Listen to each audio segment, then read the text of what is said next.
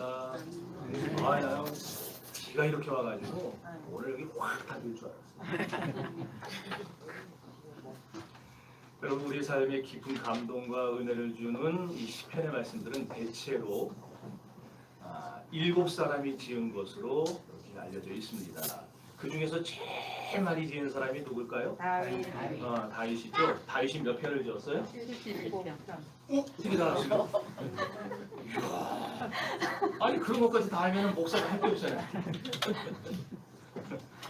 다윗이 75편을 지었어요.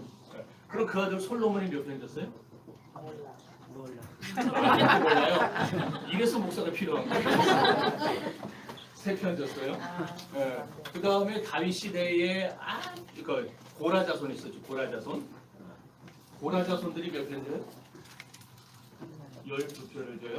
그 다음에 다윗 시대 아주 유명한 그 성가대 지휘자를 뭐라 불렀어요? 영장이라 불렀죠. 그건 또 금세 까먹었나? 네, 그 영장. 그 중에 누가 있으냐? 아삽이라는 사람이 있었어요. 그리고 헤만이라는 사람이 있었어요. 그래, 이 사람들 말고 또 에단이라는 사람이 있어요. 자, 요 아삽과 헤만과 에단이 몇 편씩 지었느냐면은 아삽이 12편, 헤만이 하나, 에단이 하나 이렇게 지었어요. 이게 고라가 11편. 그리고 누군지 모르는 무명이라 그러죠? 누군지 모르는 저자를 몰라요. 하나, 둘, 셋, 넷, 다섯, 여섯. 여기 모세가 하나 빠졌네. 모세가 하나 썼죠? 10편, 90편. 이 모르는 사람들이 46편을 써요. 그래서 총 150편이 된 거예요. 자, 그런데 이렇게 저작자가 다양하잖아요. 그렇게 반응이 없어요. 저작자가 다양해요. 네, 다양한데 이들이 지은 150편을 모아봤더니 주제가 다 사람들은 다른데 주제가 다 하나로 나오는 거예요. 그러면은 시편 150여 개의 이 시편들이 각자 말하고자 하는 주제가 뭐냐? 그게 뭘까요? 맞추는 사람은 상했어요. 시. 하나님을 찬양하는 맞추기 전에 우리가 해버리래요. 시. 하나님 중심으로 살아라요. 그리고 시편은 1편부터 150편까지 다 사람이 다르고 시대가 다르고 저자가 다르고 그 다음에 환경이 다르고 문체가 다르고 교육 수준도 다르고 다 다르지만 이 모든 시편들이 강조하고자 하는 바는 하나입니다. 하나님 중심으로 살아라. 그거예요. 여러분 특별히 시편을 연구해 보면은 시편 전체에서 이 여호와 하나님의 이름이죠. 하나님의 이름의 고유명사예요. 이 하나님의 이름을 지칭하는 여호와라는 단어가 몇 번 나오냐면은 770번 나와요. 그러면은 엘로힘이라고 들어봤죠? 네. 우리 성경에는 그냥 하나님으로 다 번역이 됐는데 이 엘로힘이라고 되어 있는 거. 이 엘로힘이 몇 번 나오냐면은 356번 나와요. 365번. 무슨 의미일까요? 네? 그러니까 매일 하나님 부르고 살아가야 돼요. 그러니까 여러분들이 혹시 어저께 하나님 이름 부르는 거 까먹으신 분들 있죠? 기도 안 한 분 있잖아요. 그러니까 까먹지 말고 매일매일 하나님 부르시고 하나님 찾으면서 신앙생활 하시기를 바랍니다. 네. 또 상천하지 홀로 어미하신 하나님이라는 뜻을 가진 엘이라는 단어가 나와요. 우리 창세기 읽다 보면 나오잖아요. 상천하지 홀로 한 분이신 하나님 이런 표현들이 나와요. 그게 엘이라는 단어인데 이 엘이 7번 나와요. 엘로하라는 단어는 한 번 나오고 그 다음에 여러분은 성경에서 제일 자주 알려진 거 주님, 주 이게 아도나이라는 말인데 이 주라는 말이 54번이 나옵니다. 그러면 이걸 다 더하면은 총 몇 번일까요? 이게 지금 견과가 있어갖고 왔다 갔다 하기 힘들어서 내가 총 몇 번일까요? 다 적으신 분들 계시잖아요. 몇 번이에요? 몇 번이에요? 제가 해요. 1197번. 1197회가 나와요. 1197회. 여러분 아까도 얘기했지만 시편 기자들이 다 달라요. 그리고 그들의 살아온 환경이나 수준이나 이 모든 게 다 달라요. 그럼에도 불구하고 시편 전체의 하나님이라고 하는 이 고유명사가 1179번이나 나오는 이 반복적으로 나오는 이유가 뭐냐? 아까도 얘기했지만 시편의 저작자들이 얼마만큼이나 하나님 중심으로 살기를 소원했는가 그걸 보여주는 거예요. 이 짧은 150편밖에 안 되는데 1197회 거기 하나님이라는 이름이 나온다는 거는 그 사람들이 그냥 오매불망 자든지 깨든지 늘 그 사람들은 하나님 생각을 하고 살았다는 거예요. 어떻게 하면은 하나님 앞에서 내가 바르게 신앙생활을 할 수 있을까? 그렇다면은 하나님 중심으로 사는 시편 기자들의 신앙이 어떤 방향으로 표현이 되었는가? 7가지의 방식으로 표현이 됩니다.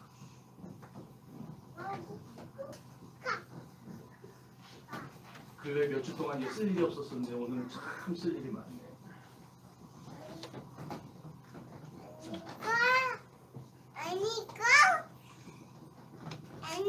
7가지 방식으로 표현이 되는데 첫 번째는 하나님 앞에 받은 은혜를 감사해야 한다는 감사 정신이 나와요.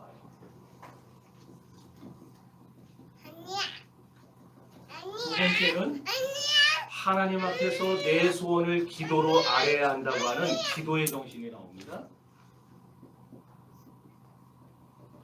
세 번째는 하나님을 찬양해야 한다는 찬양 정신. 그 다음에 넷째는 자신의 죄에 대해 참여하고 토설해야 한다고 하는 회개 정신.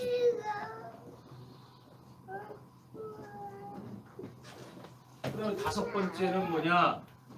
메시아가 언젠가 성육신을 해서 이 땅에 오실 텐데 그 메시아를 대망하라, 기다려라. 이런 메시아 대망 사상이 나와요.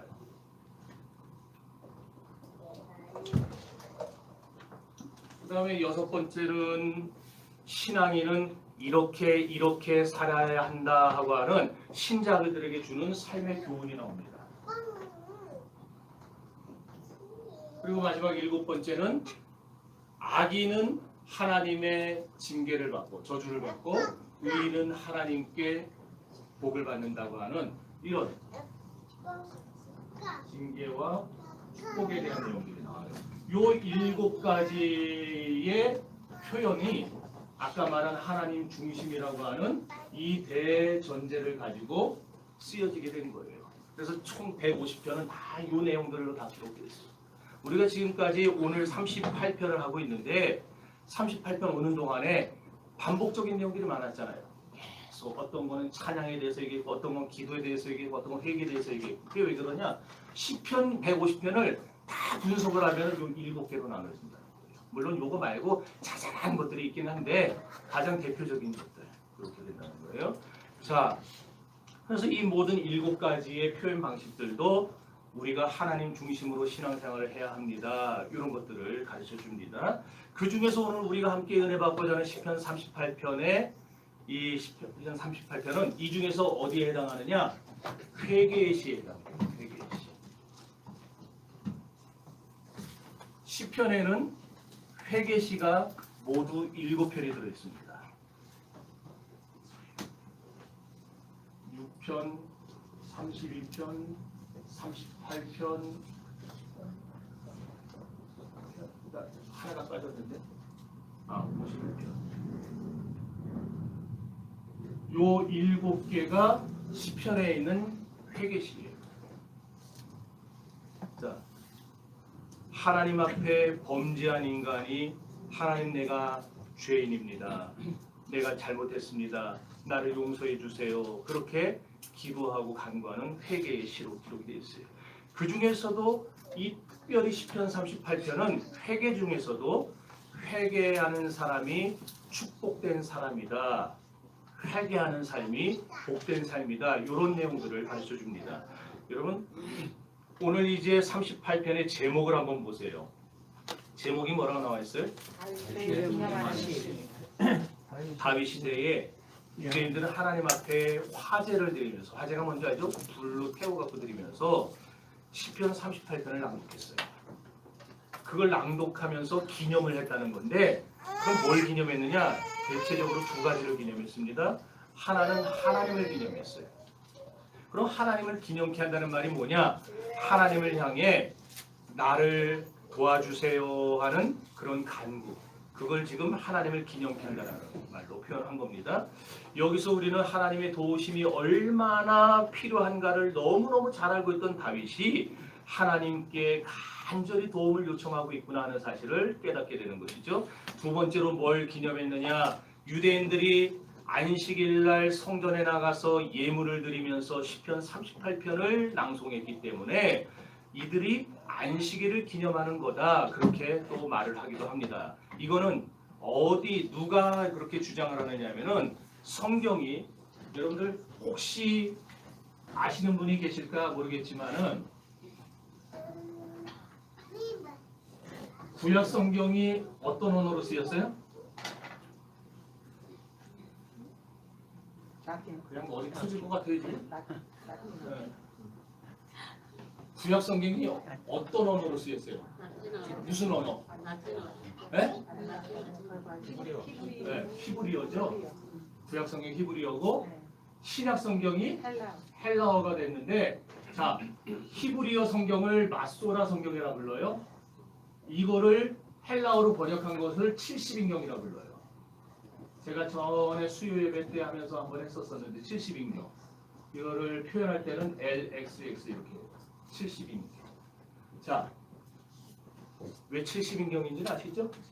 모르나요? 72명이 각방에 들어가서 성경을 번역했는데 다 번역 끝난 다음에 모아보니까 72명의 번역이 다 맞아떨어졌어요.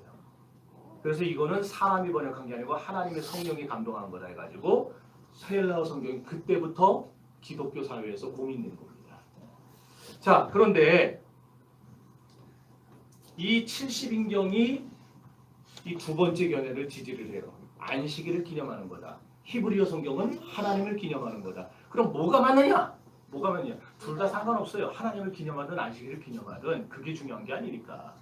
아까 뭐라 그랬어요? 38편의 주요 내용은 하나님 앞에 회개하면서 하나님 중심으로 살고자 하는 그 시인의 마음, 다윗의 신앙 고백을 지금 표현한 거기 때문에 이게 지금 뭘 기념했느냐? 그건 그렇게 중요한 것은 아니에요. 자, 어쨌든지 간에 시편 38편은 모두 22절로 되어 있습니다. 대지는 세 가지입니다. 1절에서 8절까지는 징계 때문에, 어떤 징계? 질병이라는 징계 때문에 고통하면서 드리는 기도가 나오고요. 9절에서 20절까지는 이제 사람들, 친구와 친척들의 배신에 대해서 가슴 아파하는 다윗의 탄식이 나옵니다. 21절에서 22절은 그런 가운데서도 하나님의 도우심을 바라는 믿음의 기도가 또 나옵니다. 여러분, 역사 이래로 인간은요, 모든 인간은 행복을 찾았어요. 여러분들도 다 행복하길 원하지 않습니까? 행복하길 원해요. 그런데 사람들이 행복의 조건이라 찾은 게 뭐냐고 봤더니 대부분이 다 물질을 찾았어요. 제가 너무 춥다고 온도를 좀 올리라 그랬더니 아예 저기 줄여버립니다. 몇 도씩 맞췄죠? 25도? 24도요? 여러분 괜찮으세요? 네. 여러분이 괜찮다면 저도 괜찮아요.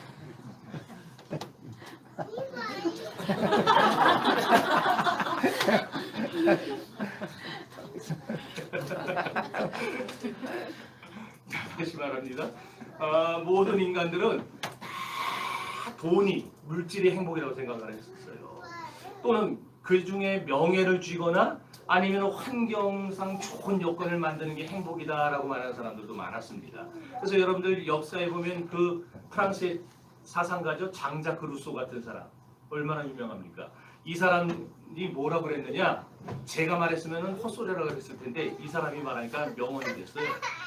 행복이란 돈 있고 잘 먹고 소화 잘 시키는 것이다. 이게 루소가 한 말이에요. 그러니까 그 당시의 사람들도 한통 행복은 뭐냐? 잘 먹고 돈 많이 벌고 그 다음에 소화 잘 시켜서 건강하게 사는 거. 이게 행복이라는 거예요. 그럼 과연 그러냐는 거예요. 과연 그러냐. 성경도 과연 거기에 동의하느냐? 이거예요. 성경은요, 결코 아니라고 말합니다. 성경은 인간의 행복과 기준을 물질에 두질 않아요. 여러분, 돈이 많으면요, 돈의 노예가 됩니다. 돈이 인간의 행복을 보장하지 못합니다. 그럼 진정한 행복이 뭐냐? 자신의 죄를 깨닫는 게 진정한 행복이에요. 여러분, 죄라는 건요, 하나님과 벽을 쌓는 걸 의미합니다. 바울은 죄로 인해서 하나님과 벽을 쌓는 이 모든 행동을 뭐라 표현했느냐? 하나님과 원수되었다고 표현했어요. 그러니까 여러분들, 내 안에 죄가 있으면은 그 죄가 하나님과 나 사이에 벽을 쌓여, 담을 쌓여. 그 담을 쌓는 행동들이 다 하나님 보실 때 뭐예요? 하나님 보실 때 그것이 하나님의 원수가 되는 거예요. 그러므로 내가 죄를 깨닫고 하나님 앞에 나와 회개하면 이제 이 막혔던 담이 어떻게 됩니까? 예수 그리스도의 십자가로 말미암아 이 담이 무너져 버려요. 이 벽이 허물어져요. 그러면은 그전에는 막혀서 나와 하나님과 사이에 교통이 없었는데 이제는 그리스도 예수로 말미암아 나와 하나님과 교통이 되기 시작하는 거예요. 회개하고 나면. 그러면서 어떻게 되겠어요? 나와 하나님과의 관계가 그동안에는 끊어져 있었는데 이제는 하나가 되고 묶여지고 이렇게 되는 거예요. 그래서 회개가 바로 인간의 행복의 시작이 나는 거예요. 여러분, 우리가 죄를 깨달으면요, 그 깨달은 죄를 회개하며 토설해야 됩니다. 그냥 유감이다 그러고 넘어가면 안 돼요. 여러분이 살면서 짓는 모든 죄에 대해서 하나님 앞에, 물론 우리가 짓는 그 모든 죄를 이미 십자가상에서 예수님이 다 용서하셨지만, 그러나 지금 살아가면서 짓고 있는 이런 자범죄들, 여러분들 하나님 앞에 회개하시기를 바랍니다. 이런 면에서 볼 때 누가복음 15장에 나타나는 탕자의 비유를 보면요, 탕자에게 있어서도 최고의 행복이 언제였느냐? 바로 자기의 죄를 깨닫고 아버지께 돌아와 회개할 때가 탕자의 가장 행복한 순간이었어요. 왜 그러냐? 여러분, 탕자에게는 젊음이 있었잖아요. 탕자에게는 돈도 있었어요. 그리고 먼 나라에 가서 행복하게 살겠다고 하는 어떤 그러한 미래지향적인 플랜, 꿈도 다 가지고 있었어요. 게다가 얼마 못 돼서 모든 재산을 다 정리해가지고 먼 나라로 떠날 정도로 실행력도 있었고 결단력도 있었어요. 삶의 자신감도 있었어요. 뭐든지 할 수 있다. 그런데 그런 탕자의 모든 조건이 과연 탕자에게 행복을 가져다 주었는가? 여러분, 세상적으로 많이 가지는 게 행복인 줄 알고 먼 나라에 가서 꿈을 성취해 보겠다고 했던 당시 탕자의 모든 조건은요, 정말 완벽했습니다. 우리들을 보기에도 완벽했어요. 야, 저 정도면은 정말 좋겠다. 저렇게 많은 돈을 가지고 저렇게 좋은 집에서 저렇게 모든 능력과 재능을 가지고 산다면은 이야, 얼마나 행복할까. 그러나 그런 완벽한 삶의 조건 속에서도 탕자의 행복은 들어있지 않았다는 거예요. 그럼 탕자가 그렇게도 바라던 행복은 어디 있었냐? 자신이 그렇게 가진 걸 모든 걸 다 잃어버리고 이제는 정말 끝이라고 생각해서 절망하다가 아버지께로 돌아와 회개했을 때 그가 그토록 바라던 참 행복이 탕자에게 찾아왔던 것입니다. 그러므로 탕자에게 있어서 아버지를 향한 회개가 왜 그의 행복이 되었는가? 그것은 그가 자신의 죄를 회개함으로써 끊어졌던 아버지와의 관계가 회복되었기 때문입니다. 이렇게 돌아온 아버지 집에는 탕자가 바라던 모든 게 다 있었어요. 아버지 집으로 돌아보니까 거기에 물질이 있었죠. 아버지의 용서가 있었죠. 거기에 자기를 감싸주는 사랑이 있었죠. 자기를 아들로 인정해주는 아버지의 넓은 마음이 있었어요. 이런 면을 볼 때에 우리는 진정으로 회개야말로 행복의 자리로 들어가는 관문이라는 사실을 알게 되는 것입니다. 오늘 본문이 이걸 뒷받침해줘요. 다윗의 행복은 다른 데 있지 않았습니다.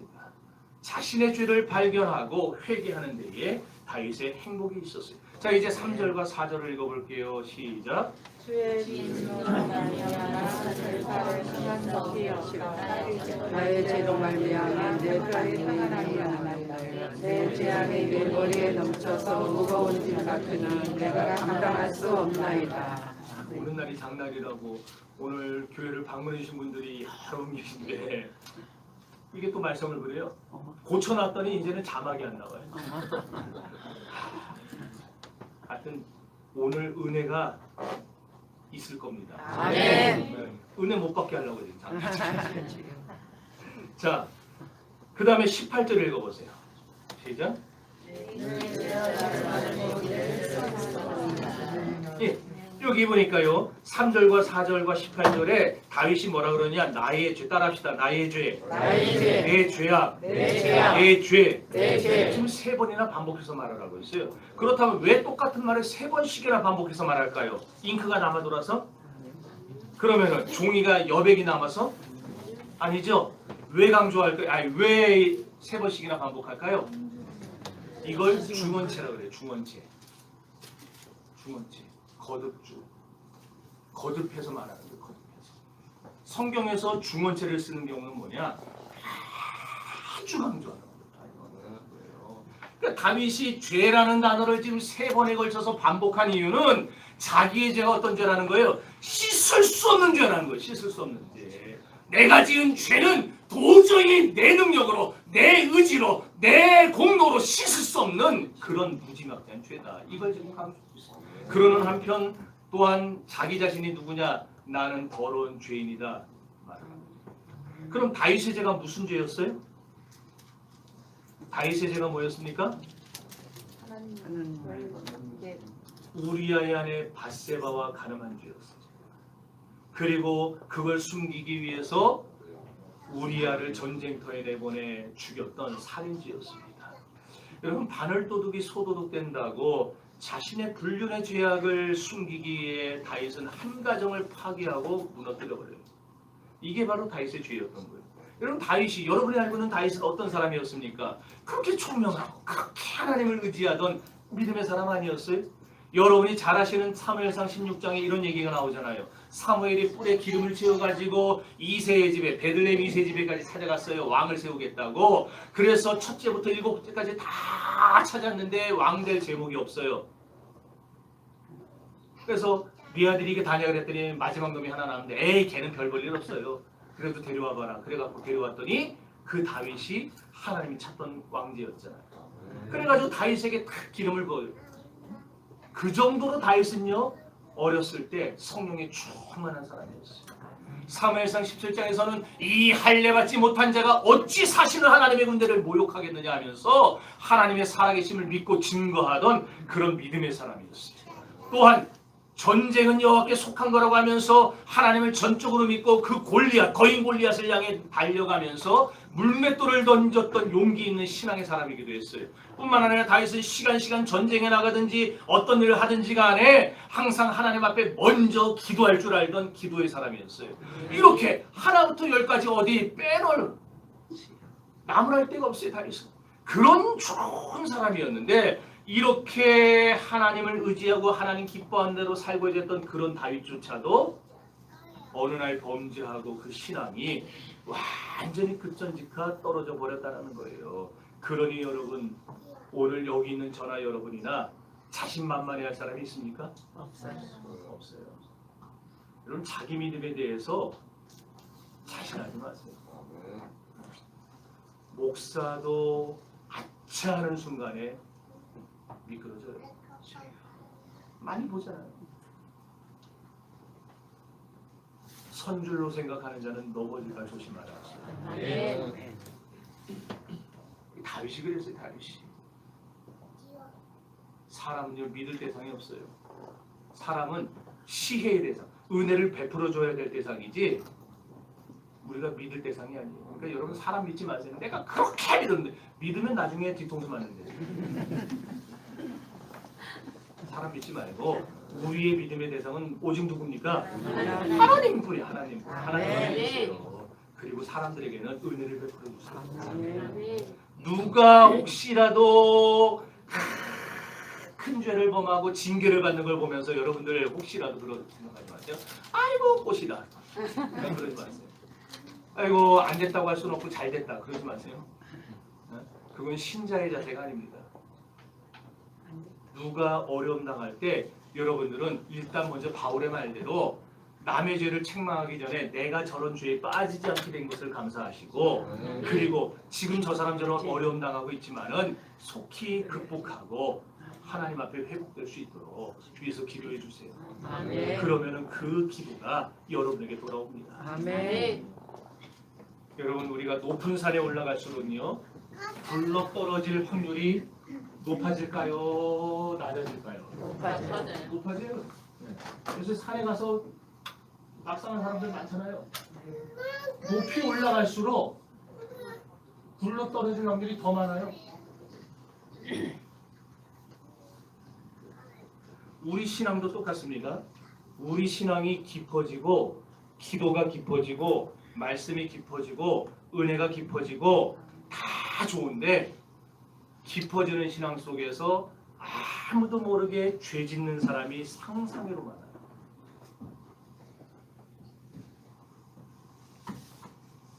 이스라엘 백성 중에 그 누구가 이야 우리 다윗 대왕님 이렇게 신앙의 절정에 있고 정상에 있고 축복의 주인공이 된 다윗이 밧세바와 간음하고 그걸 숨기게 밧세바의 남편 우리아를 죽였다. 그걸 누가 상상해나 했겠어요? 아무도 상상 못했어요. 그러니까 인간은 어떤 문제냐? 약하면 약한 대로 죄 짓는 문제.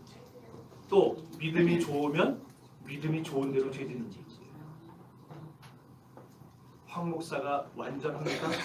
아니요. 대놓고 그렇게 막 하지 말아요. 눈 좀 깔고 하시니까. 저 완전한 존재 아니잖아요. 얼마든지 넘어질 수 있고 얼마든지 쓰러질 수 있고. 그래서 제가 여러분한테 계속 부탁하는 거 같아요. 저를 위해서 하루에 3번씩 아침, 점심, 저녁에 5분씩만이라도 기도해요. 여러분의 기도가 지금까지 저를 버티게 한 거고 앞으로도 제가 헛짓거리 안 하고 신앙생활 똑바로 할 수 있게 하는 힘이 되는 거예요. 그럼 저만 그러냐 여러분도 마찬가지예요. 장로, 집사, 권사 다 믿음이 좋으면 좋은 대로 약하면 약한 대로 늘 하나님 앞에 경배하세요. 하나님께 도와달라고 회개시키고 여러분 마귀는요 원수 마귀는 우리가 가는 데까지 쫓아옵니다. 마태복음 4장에 보게 되면은 예수님께서 성령의 이끌림을 받아서 광야로 금식하러 가셨어요. 그렇죠? 거기서 40일을 기도하고 뭐라 그럽니까? 거기 보니까 예수께서 40일을 금식하고 줄이신 데라는 것이죠.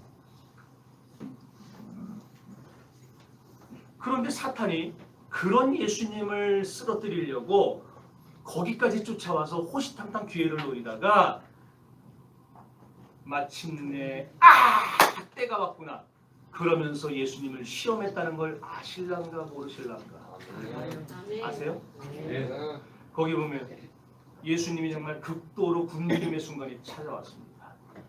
원수마귀가 드디어 자기에게 기회가 왔다고 쾌재를 불렀어요.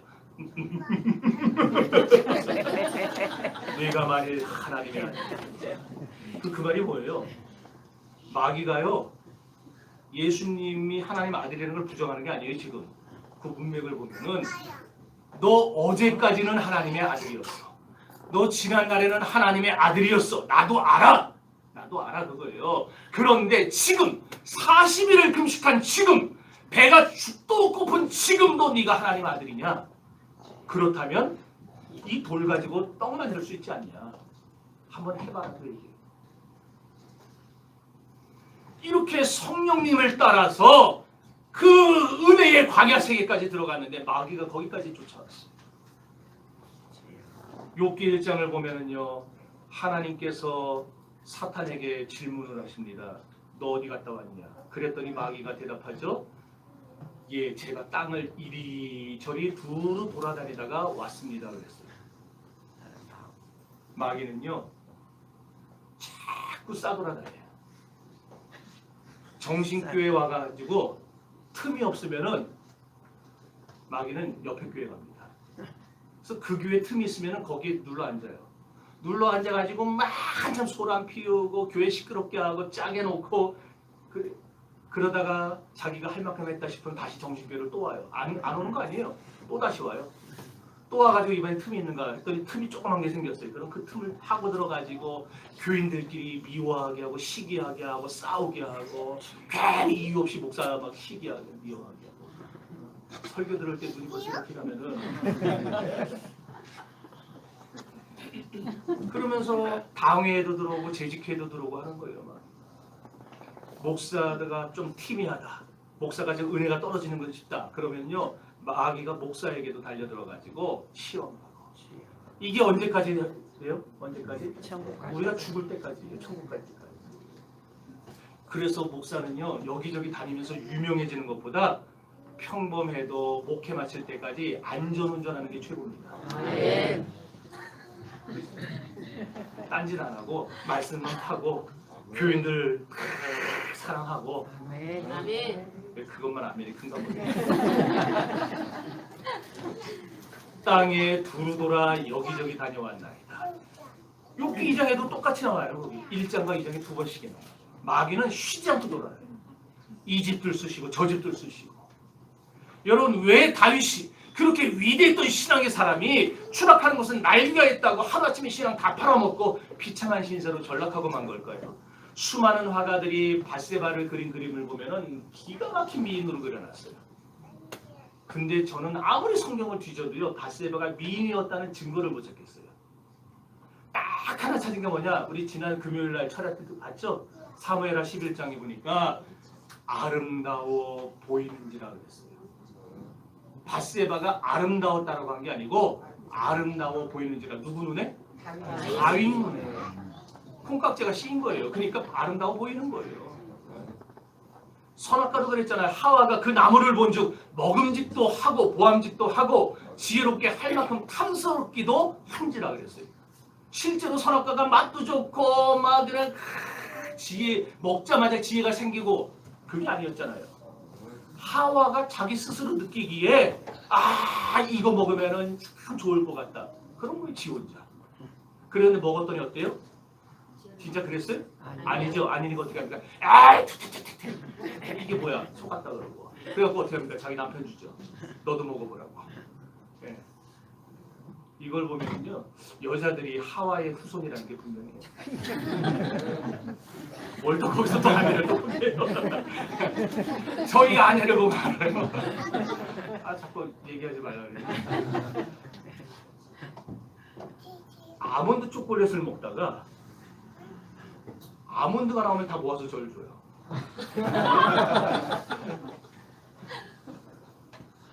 그리고 그 찜질방에서 맥반석 계란 먹잖아요. 식혜하고 제가 그걸 되게 좋아하는데 먹다가도 노른자는 다 모아서 절 줘요. 자기는 흰자만 먹고. 하와 판박이에요. 여러분 다윗은요 외부적인 여건 때문에 죄를 진 게 아니었어요. 자기 속에 죄를 짓고야 말도록 만드는 요소가 다윗 속에 있었어요. 다시 말해서 죄의 원인은 누구 안에 있었다? 다윗 안에 있었어요. 딴 데 있었던 거 아니에요. 누가 다윗더러 죄지라고 밀어넣은 거 아니에요. 다윗 스스로가 자기 안에 죄의 소욕. 그래서 하나님이 가인에게 그랬잖아요. 죄의 소욕은 내게 있으나 너는 죄를 다스릴 팀이래요. 우리 안에 있어요. 우리 안에. 저 안에도 있고 여러분 안에도 있어요. 이걸 지금 우리가 믿음으로 성령의 힘으로 누르고 있는 거지. 근데 이게 믿음이 약해지고 은혜가 떨어지면요. 이게 뚫고 나오는 거예요. 5절 읽어봅시다. 시작.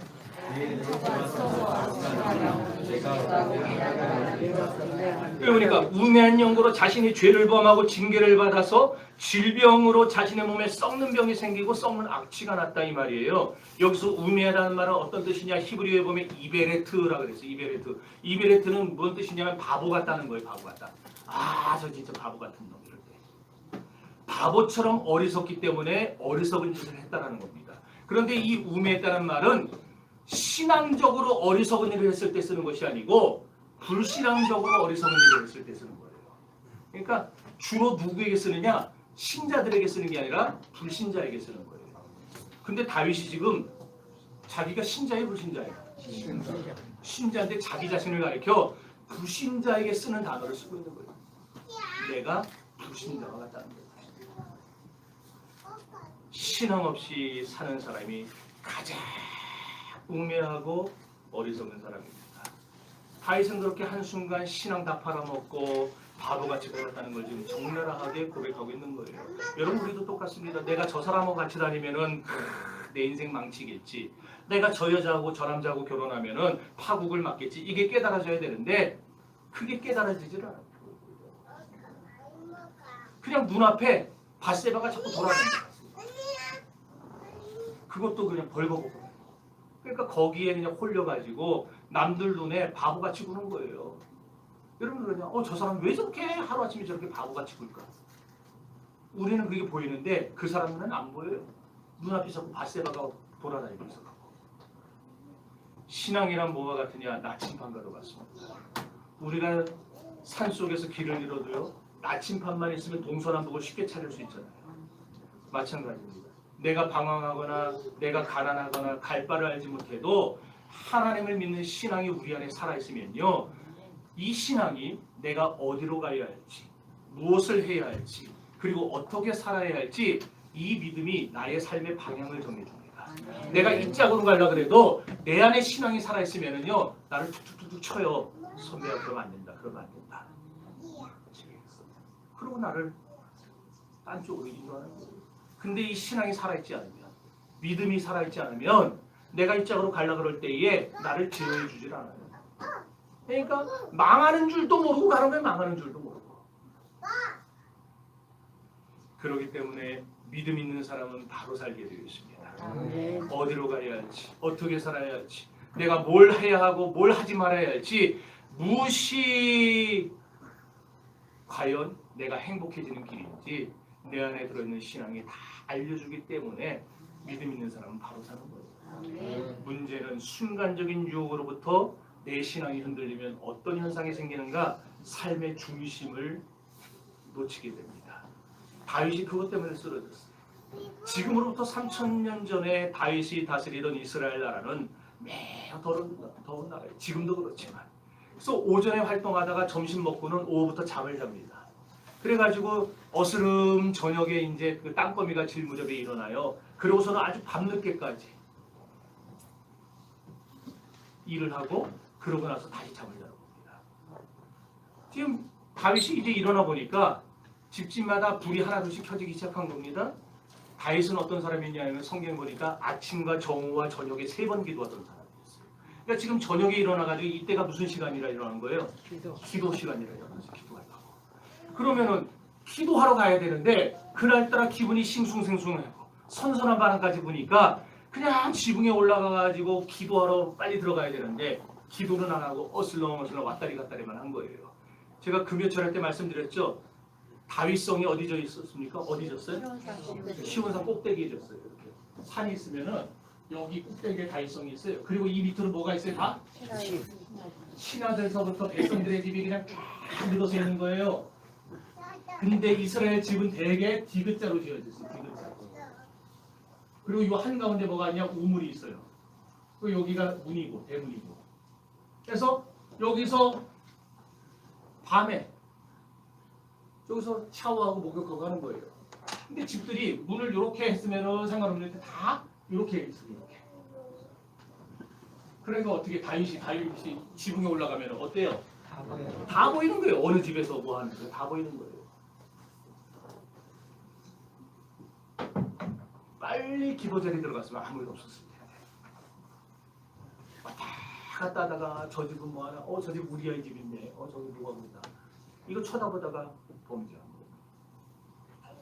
여러분 우리 신자들은요. 말씀도 좋고 기도도 좋은데 거기에 꼭 하나 덧붙여야 될 게 있습니다. 마태복음 6장 6절에 너는 기도할 때에 내 골방에 들어가. 그 다음에 뭐가 있어요? 아주 중요한 말이 나와요.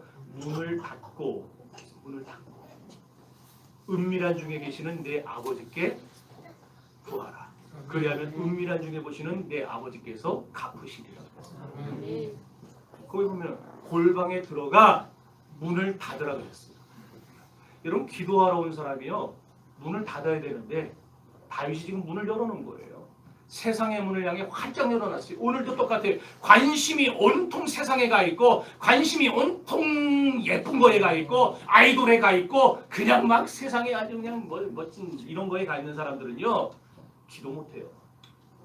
기도하러 들어와도요 자꾸 여기서 왔다 갔다 해요. 이게 문을 닫으란 말이 뭐예요? 세상과 단절하라는 거예요. 끊어버리라는 거예요. 여러분 기도하러 왔으면 하나님 앞에 들어가서 세상으로 향한 문을 완전히 닫고 세상과 단절시켜야 됩니다. 그리고 어디에 집중해야 돼요? 기도에 하나님께 집중해야 돼요. 완전히 하나님께 나의 생각과 뜻과 나의 모든 마음을 다 맞추고 하나님께 부르짖어 기도해야 돼요. 아멘. 근데 다윗이 하나님께 대하여는 지금 문을 닫아버리고 세상을 향하여 문을 열어놨으니까 어떻게 돼요? 유혹이 이게 웬 떡이냐 그러고 들어오는 거죠. 결국 바세바가 가늠하고 나서 다윗은 다 잃어버립니다. 신앙의 양심도 잃어버리고 다윗 자신의 모든 신앙의 신비함도 잃어버리고 다윗 자신이 비참하게 된 것은 물론이거니와 남의 가정도 풍비박산 내버렸어요. 그러면 범죄한 다윗에게 뭐가 찾아오는가 이제? 뭐가 찾아오는가? 아주 중요한 말씀인데 다음 시간에 뵙습니다. 시간이 다 됐습니다. 기대하시라 개봉. 제가 항상 이렇게 두 짝으로 나눠서 할 때에는 중요한 말씀은 언제 다 나와요? 두 번째 할 때 나오죠. 네. 그 다음 주 이제 빠지지 안 돼요. 빠지면 안 돼요. 지금 들은 거는 서론이고 다음 주에 다 들어요. 자 정리합시다. 시편은 모두 150편이지만 그 중심 사상이 모두 어떻다라 그랬어요? 똑같다. 하나다. 그럼 그 시편의 중심 사상이 뭐예요? 하나님 중심으로 살아라. 이걸 기본적으로 7가지 방향을 가지고 시편을 기록했다 그랬죠? 첫 번째 감사 정신, 두 번째 기도 정신, 세 번째 찬양 정신, 네 번째 회개 정신, 다섯 번째 메시아 대망 사상, 여섯 번째 삶의 교훈, 그리고 7번째 그다음에 축복과 저주의 내용. 그럼 여러분 진정한 행복이 뭐라 그랬어요? 자신의 죄를 깨달아 회개하는 것. 이게 진정한 행복이에요. 왜? 내 죄를 회개하며 토설할 때에 하나님과 막혔던 관계가 회복됩니다. 그러므로 회개는 우리를 행복의 문으로, 행복 안으로 집어넣어주는 관문과도 같은 거예요. 그럼 신앙이 약하고 교회 출석한 지 얼마 안 되는 사람만 죄 짓고 교회 오래 다닌 사람 죄 안 짓는가? 그건 아니죠. 신앙이 오래된 사람은 또 그만큼 또 교묘하게 죄를 신앙이 약한 사람은 남들 다 알도록 죄를 짓고 여러분 우리는 신앙이 오래될수록 내가 남들이 상상하지 못하는 죄를 짓는 자가 되지 않도록 하나님 앞에 늘 겸비해야 될 줄 믿습니다. 그래서 날마다 하나님 앞에 기도하시고 주여 내 안에 정직한 영을 새롭게 하시고 아멘. 그러면 그 믿음이 내 안에서 역사하게 되었어요. 내가 잘못된 판단을 하려고 할 때, 잘못된 길을 가려고 할 때 내 안에 있는 믿음이 그때마다 나를 툭툭 치는 거예요. 내 안에 계신 성령께서 말할 수 없는 탄식으로 이 안에서 탄식하시면서 나를 위해 중보하시는 거예요. 그러면서 바른 길을 걷도록 인도하는 줄 믿습니다. 여러분이 어디로 가야 할지, 무엇을 해야 할지, 어떻게 살아야 할지 여러분 안에 있는 믿음이 다 결정해 주는 줄 믿습니다. 이 아침에 그러므로 회개하고 자복함으로 하나님과의 관계를 회복하시고 인생의 참 행복을 맛보는 여러분이 되시기를 주님의 이름으로 축원합니다. 다 같이 기도합시다.